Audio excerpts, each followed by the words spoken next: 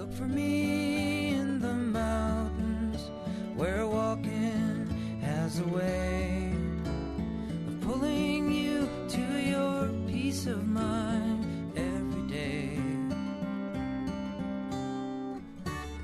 Hey everybody, and welcome to the Backpacking Light podcast. I'm Andrew Marshall. For today's episode, I asked Backpacking Light author Ben Kilbourne to read one of his essays for us. Over the past year, I've come to greatly admire Ben's writing. It's always deeply thoughtful, poetic, and intrinsically tied to place, notably Utah's high deserts, twisting canyons, and towering ranges. I hope you appreciate listening to his essay as much as I did, as Ben explores the idea behind what, exactly, makes a trail. Here's Ben. This is Ben Kilbourne. I'm going to read my piece, The Anthropology of a Trail.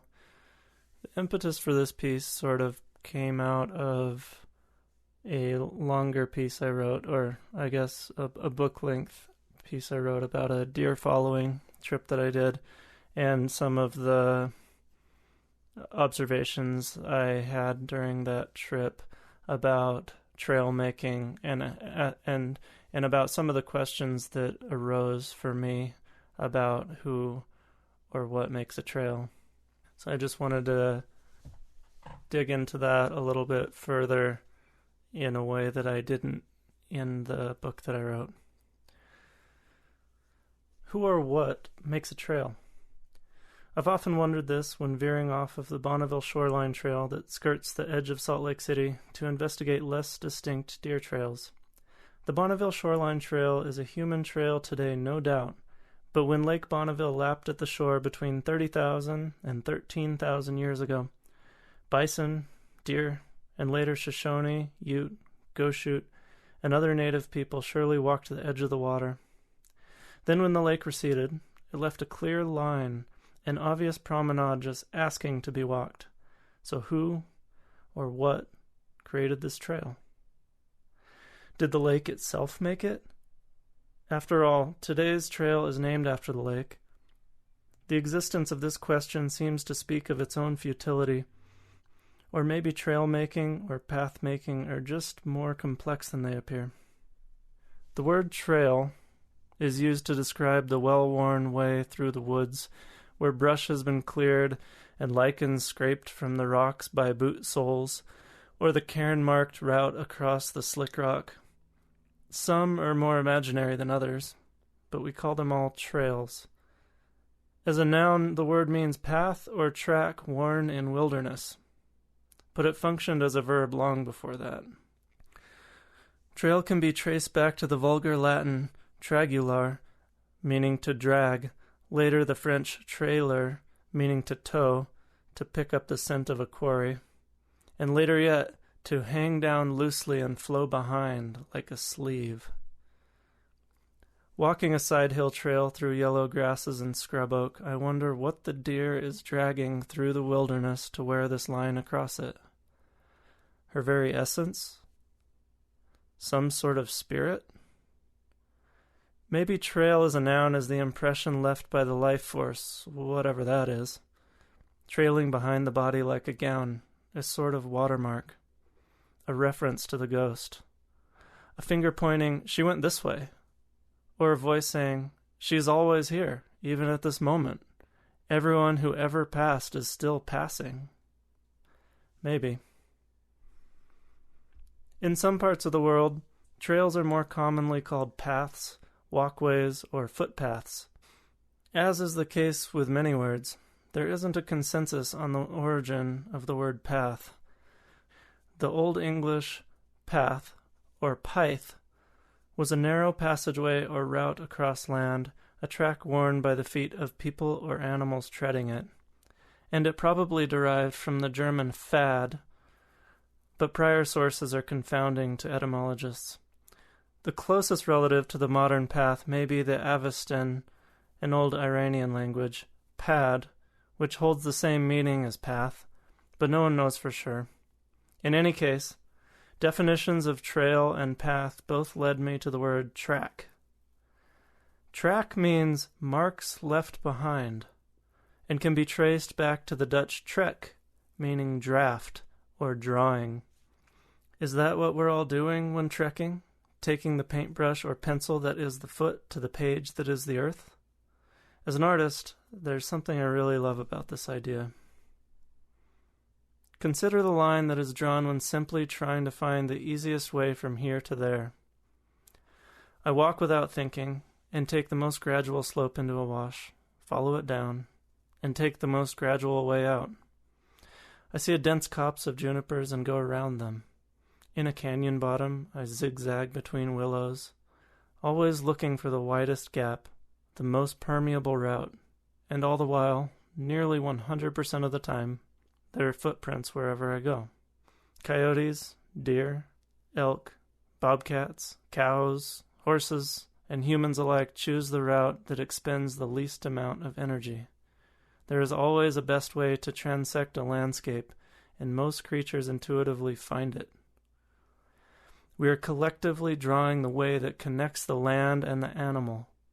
What remains is a piece of art that is a testament to that interconnectedness. If the trail, track, or path is a shared creation, made by the land just as much as the traveler, this means the land is more than just medium. It is also actant, so it has some degree of agency. The trail I walked today in the Uinta Mountains traced a creek from sagebrush up through Gamble Oak and Ponderosa to lodgepole pine and Douglas fir. It was well worn, almost smooth in places. Trail crews cut trees year after year, so even if the trail itself was somehow suddenly gone, you'd still know where to go. There'd still be a corridor. Check dams, water bars, and steps were constructed here and there to increase the longevity of the trail and prevent erosion. Within a mile, the trail crossed the frozen creek at the bridge and later crossed back over another bridge. These things, the human structures that make travel easy, were not always here. But the creek was, and the first travelers, deer, elk, or moose, moving from the willow bottomlands to the high country, pushed by the cold or the heat. They took the path of least resistance. They followed water, letting it build the trail with them, or they followed forage, letting the seemingly random lay of the land guide them. Beyond the animal and the land, the seasons are also trail builders. How they nudge animals with more than just a little urgency to move if they want to stay alive. Now lodgepole die and fall, and forage shifts in the climate change era. The artist carefully draws the familiar line, a testament to interconnectedness, as the table is bumped, and the steady mark goes careening across the page. Afternoon storms are less frequent. The inkwell is spilled on the page, and the brush is forgotten overnight and found in the morning caked with paint. The artist returns to the page with a pencil, trying to remember where to go, but it looks different now. Swaths of forest are burned, and neon aspen shoots emerge from the black. Old springs trickle out into the devastation, pushing aside gray ash. The artist looks for the path of least resistance and draws again through the forest, past lost springs, sniffing out new ones. The artist can't just stop. There's always a trail to be made. When I was 18 years old, I built a trail in the hills outside of my hometown. It began near a creaking pump jack and climbed a hill, the switchbacks weaving between pinyon and juniper. I followed no previous tracks, instead endeavoring simply to make the hill accessible to myself and other humans. At the top, one could walk or bike a rocky spine and then descend a more gradual hill back to the start. It's now part of an official trail system, with a sign reading, Ben's Switchbacks, which gives people someone to blame. Mountain bikers can curse the amateur trail builder Ben, whoever that is, when they find themselves unable to clean every switchback. Too steep. Not enough of a platform for turning a 29-inch wheel. Oh well, I didn't know what I was doing. All I knew was that I wanted to make a path up the hill. I couldn't articulate more than that at the time.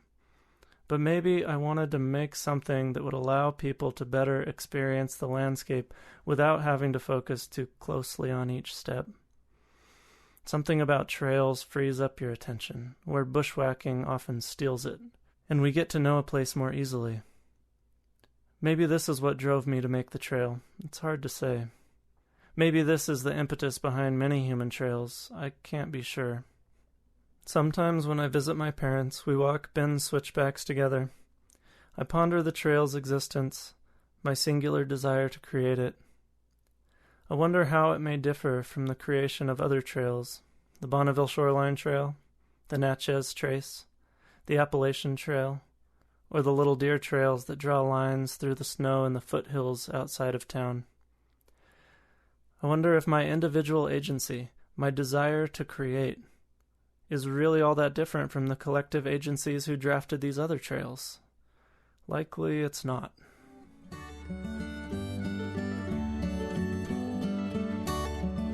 That's going to do it for this episode of the Backpacking Light podcast. We hope you enjoyed Ben's essay, and if you're interested in reading or sharing the written version, we'll definitely put a link to it in the show notes. The Backpacking Light podcast is advertising free thanks to membership fees paid for by Backpacking Light members. A BackpackingLight.com membership gives you access to 20 years of archives, forums, and online courses. So please consider supporting this podcast and become a member right now at BackpackingLight.com/subscribe. You can download the show notes for this episode at backpackinglight.com/podcast. And if you enjoyed this episode, please leave us a review. It really does help other people find the show. Thanks for listening to the Backpacking Light podcast. I'm Andrew Marshall. And on behalf of Ryan Jordan, if we can leave you with one parting message, it's this: pack less, be more, because lighter is better. Happy trails, everybody. So I shoulder my backpack, walk away from the car.